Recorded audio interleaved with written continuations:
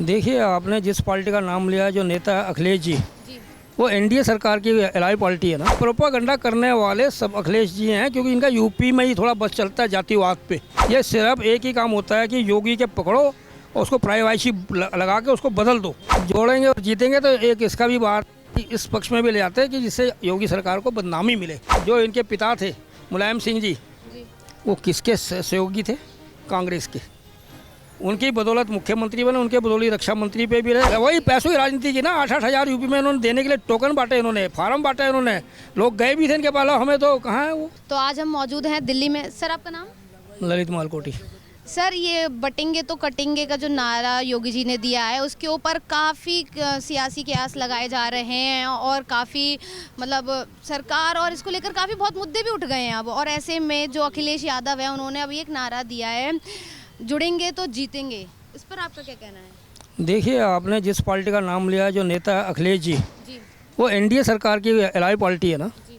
तो वो तो कभी समर्थन कर ही नहीं सकते। जो मोदी जी, जो योगी जी ने बोला है, ये सब जो आपने अभी बताया नारा बोला है, वो तो कहीं भी ऐसा विपरीत नहीं, किसी के खिलाफ ही नहीं है। ये तो सभी के लिए कि कहाँ उन्होंने नाम लिया हिंदू मुस्लिम का, सिख ईसाई का, किसी का नाम लिया? उन्होंने नहीं लिया ना। और ये तो प्रोपागंडा करने वाले सब अखिलेश जी हैं, क्योंकि इनका यूपी में ही थोड़ा बस चलता है जातिवाद पे, और कहीं नहीं है इनकी। आप देखिए उठा के कहीं पर इनकी सरकार हो या कि उनके बने हुए कहीं जीत के आए हों। ये सिर्फ एक ही काम होता है कि योगी के पकड़ो और उसको प्राइवेसी लगा के उसको बदल दो। तो इन्होंने वही चला दिया, जियो जोड़ेंगे तो जीतेंगे। जोड़ेंगे और जीतेंगे। तो एक इसका भी बात इस पक्ष में भी ले जाते हैं कि जिससे योगी सरकार को बदनामी मिले और जातिवाद की प्रथा को ये फैला सकें। यही कहना चाहता हूँ मैं कि जो अखिलेश जी हैं, इनको थोड़ा सा संवरण करना चाहिए। इन्होंने राजनीति काफ़ी समय से करते आ रहे हैं, करी है। अपने पथ दर्शक जो इनके पिता थे मुलायम सिंह जी, वो किसके सहयोगी थे? कांग्रेस के। उनकी बदौलत मुख्यमंत्री बने, उनके बदौलत रक्षा मंत्री पे भी रहे, और उनके ही हिसाब से कार सेवकों में गोली चली। क्या कारण है कि अखिलेश भी उसी पथ पे चलते हुए आज हिंदुओं पे अत्याचार कर रहे हैं, सनातन धर्म पे अत्याचार कर रहे हैं? लेकिन यूपी की जनता ने तो उन्हें अपना समर्थन दिया है। देखिए, आप जो यूपी का समर्थन देना ना, हमारे देश की जो जनता है ना, आप बुरा मत मानना, हमारे से भी कुछ लोग ऐसे होंगे 500 को नोट दिखाएंगे, फट ले लेंगे आपसे। तो मतलब पैसों की राजनीति की। वही पैसों की राजनीति की ना। 8-8 हज़ार यूपी में इन्होंने देने के लिए टोकन बांटे, इन्होंने फार्म बांटे, इन्होंने लोग गए भी थे इनके पास। हमें तो कहाँ है वो। कहाँ उनके वायदे, जो इन्होंने वायदे किए थे गरीब लोगों के साथ। यानी ये इन्होंने जब एक बार, आपको मालूम है, जब मुख्यमंत्री थे अखिलेश, तब इन्होंने स्टूडेंट के लिए क्या बांटा था? कैलकुलेटर। वो कैलकुलेटर नहीं, टैबलेट बांटे थे इन्होंने पढ़ाई के लिए। क्या रिजल्ट निकला? सारे स्टूडेंट, सारे वो दुखी हो गए, ख़राब हो गए थे। इतने का तो वो नहीं था, जिससे ज़्यादा उसको रिपेयरिंग पे लगना खर्च होता था। तो इनका काम है देश, अपनी राज्य को लूटना, चलाना, किसी भी एम देम शाम से। ये चाहे माफिया का साथ लें, चाहे वहाँ के दहशतगर्द के साथ लें, उनको डरा धमा के वोटें अपनी जेबों में डालना और दूसरे धर्म का अपमान करना। अखिलेश ने भी राम मंदिर का अपमान ही किया ना। उन्हें एक शब्द क्या बोला था कि हमारा मंदिर बन रहा है जी, हम अपने मंदिर का जाएंगे पहले, उसके बाद राम मंदिर देखेंगे। जिनके सरकार में पिता और पुत्र के टाइम पे राम अयोध्या टेंट के अंदर पड़ा रहा, बरसात में या किसी उसमें अपिता में पड़ा रहा। आज राम जी अपने वर्तमान समय पे जहाँ उनका निवास स्थान है, आज वहाँ स्थापित है और बहुत भव्य पूर्ण के साथ स्थापित हुए हैं। ये किसका? डबल इंजन सरकार। इसीलिए मैं जनता से अपील करता हूँ, जिस राज्य में भी आप हों, डबल सरकार का आप करिए और आपका जरूर होगा। नहीं तो आप कहीं भी देख सकते हैं, जहाँ भी डबल सरकार की इंजन की सरकार है, वहाँ किस तरह उनके राज्यों ने तरक्की करी है, राज्यों को सफलताएं मिली हैं।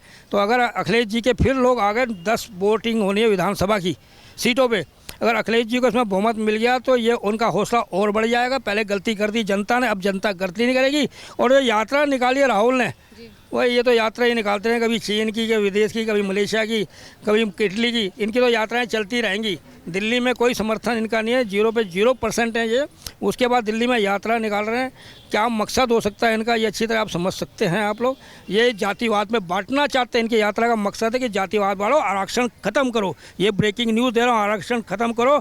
ये सब यही चाहते हैं कि आरक्षण की कटेंगे बटेंगे पर एक ये भी था, मतलब बटेंगे कटेंगे पर कि मतलब जो विपक्षी दल हैं वो ये बोल रहे हैं कि अब बीजेपी की तरफ से ये नारा आया है, बटेंगे तो कटेंगे, तो अब जनता इन्हें बांट ही देगी और अब इनका सुपड़ा साफ हो जाएगा बीजेपी को लेकर, ये विपक्षी दल कह रहे हैं। विपक्षी लोग क्या कह सकते हैं? कभी अच्छी बात कर सकते हैं, कभी सम्मान कर सकते हैं, बहुत मुश्किल से ये कर सकते हैं, उनको टिकट वहाँ से टिकट मिलती है लड़ने की, इसलिए उसके उनके अपने जो नेता है उसके पक्ष में बोलते हैं।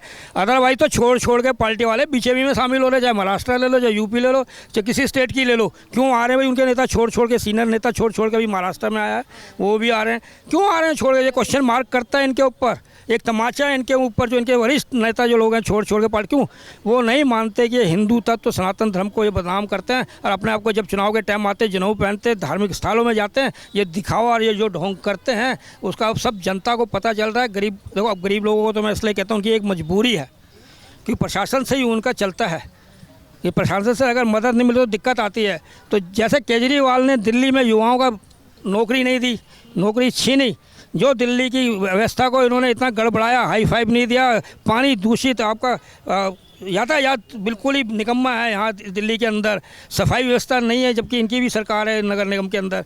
उसके बावजूद कौन इनको वोट देगा, कौन करेगा? अगर अब भी वोट देती है जनता, हाँ मैं ये कहता हूँ जो बीजेपी विरोधी है उनकी तरफ से कुछ कहा जा सकता है, वो क्या कर सकते हैं क्या नहीं कर सकते, क्योंकि साफ नाम नहीं लूँगा तो पहले ही कहते हैं ना कि हम तो भाई सबके साथ हैं, तो ये एक कटाव सा हो जाएगा। जो नारा दिया है मोदी जी ने, मानो मोदी जी का नारा सच्चाई का नारा, सबका साथ सबका विकास सबका प्रयास, और जहाँ जहाँ डबल इंजन आप देख लीजिए।